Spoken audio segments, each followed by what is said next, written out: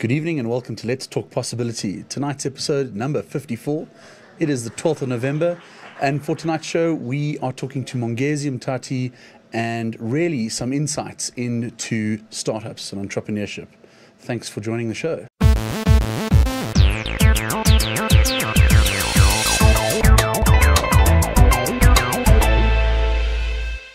Hi and welcome to Let's Talk Possibility, where we explore ideas, challenge thinking, and inspire action. My name is Jonathan Dix, and in tonight, in our show, we have Mongezi Mtati. Welcome, Mongezi. Hello. And Thank you. at the last minute, I appreciate your time and effort right at the last minute. We had originally planned for Fred Kumalo, but Yes, that didn't go very well. that didn't go very well. His phone's off, so we've moved and shaked, and we've made a plan.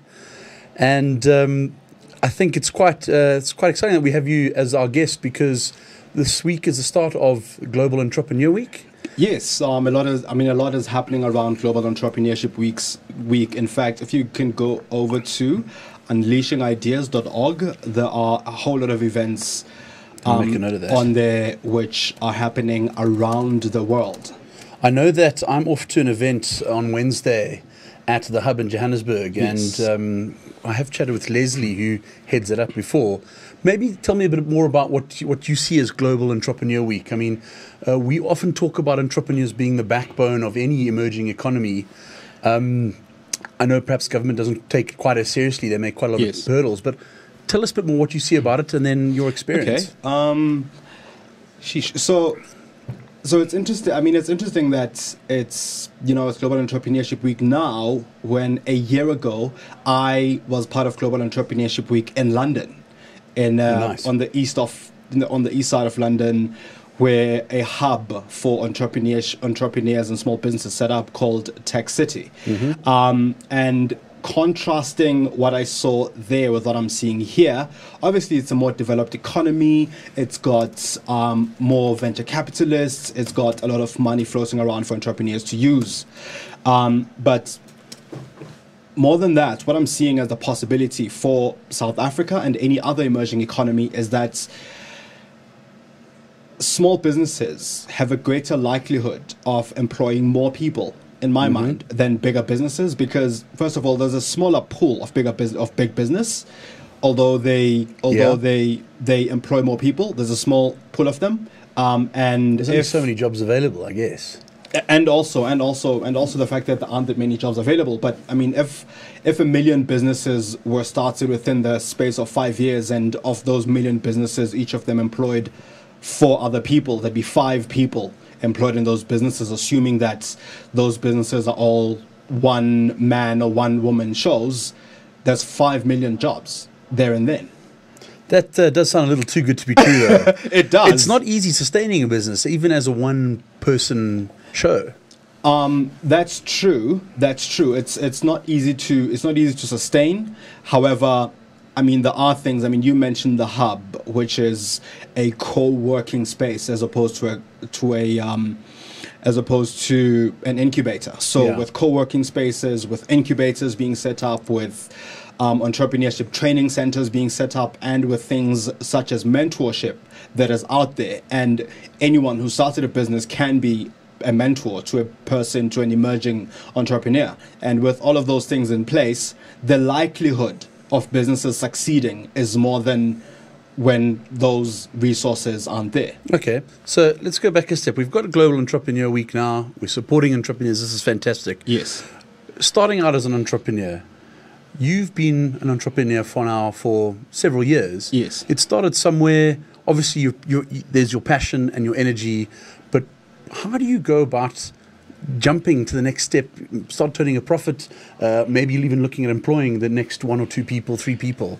Okay. I think so far as the starting bit is just that it's starting, and it's really about doing the research that you need to do, understanding what implications that business or that business model you're building has, but over and above that, starting. You just got to get out there and do it. Yeah, you just got to get out there and start. I mean, as scary as that sounds, or as exciting as it sounds. Well, yeah, it doesn't keep you awake at night. Yeah, I mean, I was in the fortunate position that I was surrounded by people who were there to support me. I mean, I have a very supportive mentor, and I've recently also met someone who is also a mentor of mine, and I keep meeting these interesting people, and in my mind, I wouldn't have met them had I not started. In my mind, the world favors starters. Okay. That's it.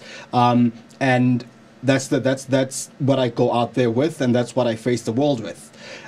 So that's the first thing. And the other thing to starting a business or to keeping it alive, it's that let me just go back a step. So the first sort of thing I started didn't succeed. Okay. And in that, in most instances, it's the money that doesn't keep a business open. Sure. Or it's the business skills that don't keep a business open. For me, we were able to raise the money, and it didn't pan out because that business needed a huge capital outlay. Okay. For it to sustain itself. So I think that's the first mistake that we made there in that business.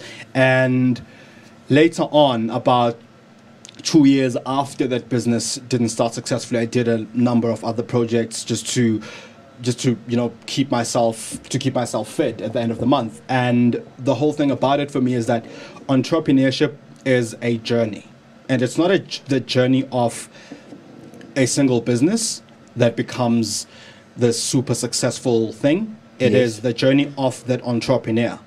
So the first thing to start out with is a business model, or create a business model that adds value in the marketplace. And while adding value in the marketplace, it also shouldn't require a huge capital outlay.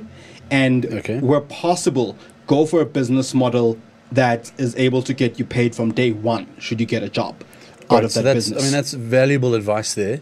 And you've also mentioned having mentors along the way. Yes. And I think that's very important. It's, I have a couple of mentors myself, and the kind of information you pick up from the people, they've been there, they've done that. It's invaluable. And it's not necessarily mentorship in a business sense. Yes. It's almost like life skills, but guys who've been there, done that. That is a great resource. That's really what I'm getting at. And what other tools do you use? I mean, I know you've got a blog.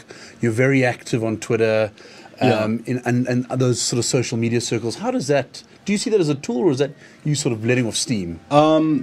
They are partly tools, and they are partly tools, first of all, to educate myself, because a lot of the time I share links of things that I have found useful when reading them, because I'm constantly doing research around how to build a business, around how to build a business that works with the same business model that I'm building, how to prove a business concept and how to prove your ideas in the marketplace. So first of all, I use it as a tool to share my learnings, and I also use quite a number of other platforms, not just my blog, but other influential social media, local sort of social media platforms where there are many contributors and industry contributors and non-industry contributors as well. So I mean, right now, for that position to be published on those platforms, you compete with the likes of really great writers and really great minds and established people in the country and in Africa, as it were. So those are some of the tools I use to get myself out there, because I've also come to realize that people don't buy into a new business. They don't buy a business. Guy Kawasaki says, in fact, interestingly, Guy Kawasaki says, when you get out there with a new business or a new business model, nobody buys it. You have to go out and sell it. Sure. Nobody's going to come buying it. You have to go out there and sell that business. So I'm constantly getting out there, giving valuable advice, valuable information, that is industry and non-industry related information, so that more and more people buy into me as a credible source. So you can't sit behind a desk and maybe blog and hope that kind of takes off. I mean, those are sort of the exceptions rather than normal. I'd love to sit behind a desk. So you're saying being out there. You're out there. And you're in the trenches, so to say. Yes. And out of that, quite a number of things and a number of lessons come out. And one of the lessons that came out of it for me was that all the things that I've come to know, all the research that I've done and I've come to know, when you've done that, you think that everybody else out there knows it and it's not valuable until you get to the other side of your industry or the other side of the fence and realize how many more people are willing to pay for that kind of information you have. Okay. So I now get speaking engagements, opportunities to speak, where I speak as the MD of WordStart, next to the marketing executive of a huge bank. Just for our listeners quickly, and it was part of my brief introduction, but Mongezi is MD of WordStart. But I have just to put you on the spot here, I've got a question from Talana on the chat, and she's asking, what is your actual business? Tell us a bit more about that, and what are you selling? Can you answer Talana's question? You've talked about research, industry information, and that, and that's obviously where you're... where your business lies. So I sell conversation. Okay. I got plenty of talking to do. You can buy me and sell it right away.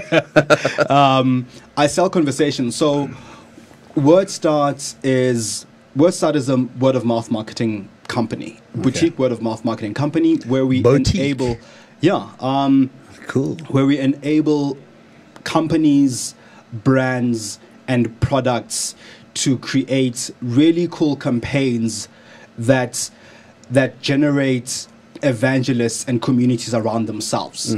Okay. That's what we do. And we then we monitor those conversations and provide insights into how to reach out to influencers, how to reach out to people out there who are, who make opinions, who create opinions about brands and about products. A recent study that was done by Nielsen, a huge research firm, has proven that 90%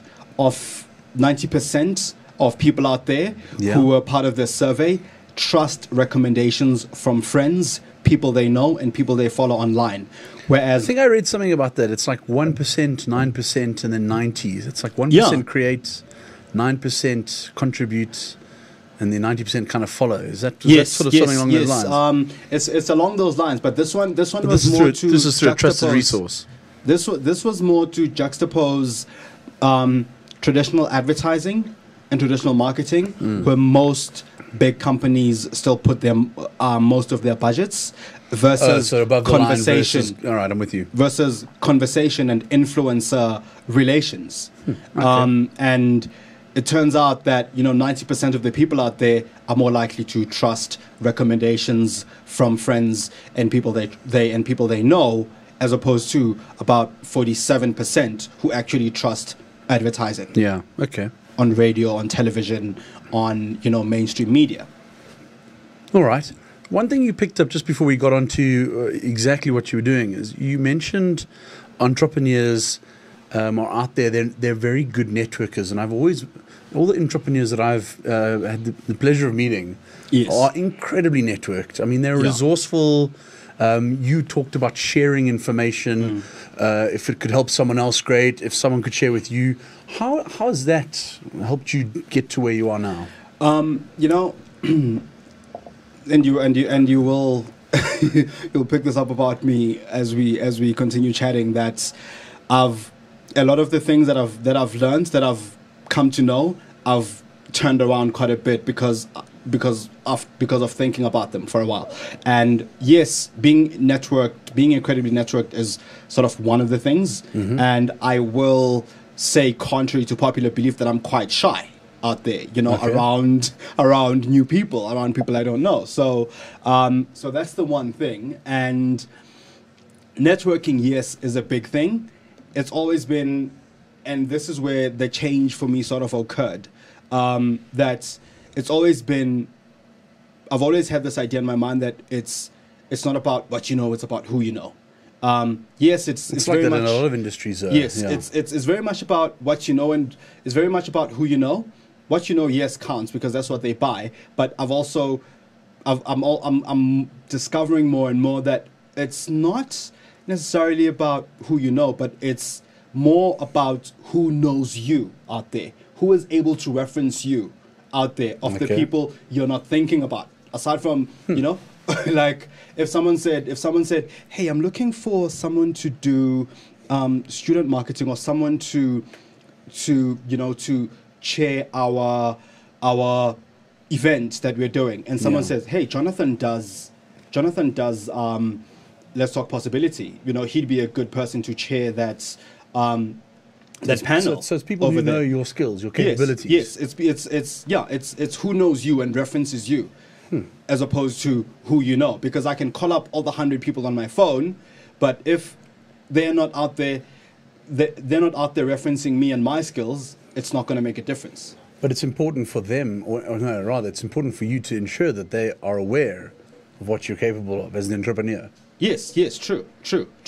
That's true. Yet I'm finding that like the speaking engagements that I've been getting lately, the calls that I've been getting to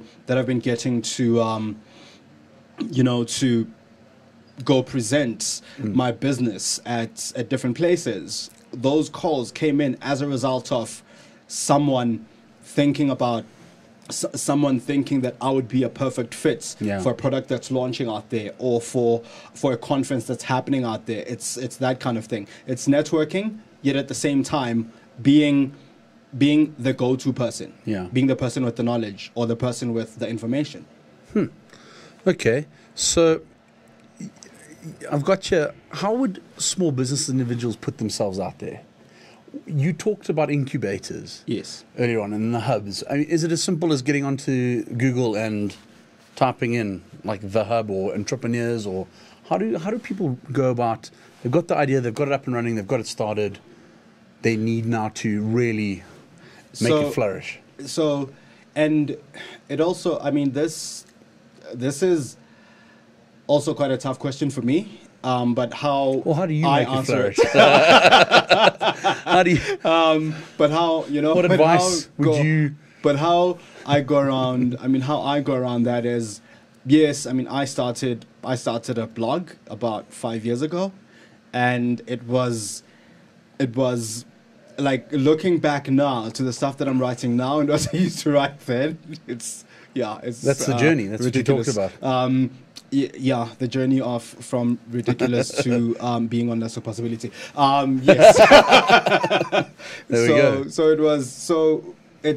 I mean, I started a blog, again, and then we started a monthly networking dinner. Yes.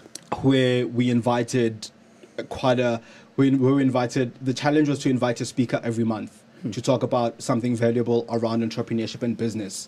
And as part of that, build this network around these events that can trade and sort of reference us for whatever they needed. Right, so that was the challenge with the network events, and that's what we started then. That wasn't sponsored; it wasn't paid for. We talked to a couple of restaurants because we know that restaurants don't have people come in.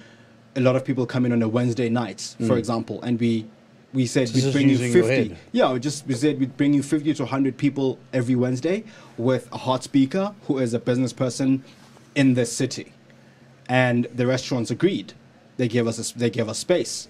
They said as long as people pay for their drinks and dinner. So you've already got a captive audience of 50 to 100 people at the end of every month, and these people come there because of you. That's what we did. We were then sponsored by a company called Missing Link to start. I wanted to start a channel at the time called Network TV because I was meeting more people than I could have speak at the events. So I started Network TV, where I interviewed local and international entrepreneurs, and one of the people I got to interview on the show was Seth Godin when he was launching his book. Wow. So that's another way to get yourself out there. We started the channel. Again, this wasn't a paid or a paying channel. It was another place.